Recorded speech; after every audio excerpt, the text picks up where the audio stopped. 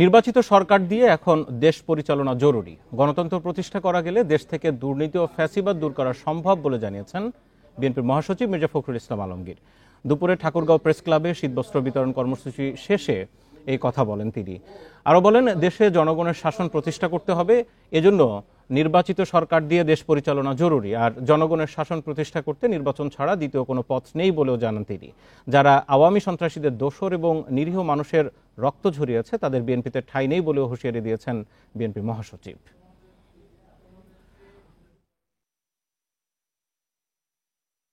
দুর্নীতি ফ্যাসিবাদ থেকে উত্তরণ করতে হচ্ছে একটি গণতন্ত্রকে প্রতিষ্ঠিত করা, রেস্টোরেশন অফ ডেমোক্রেসি।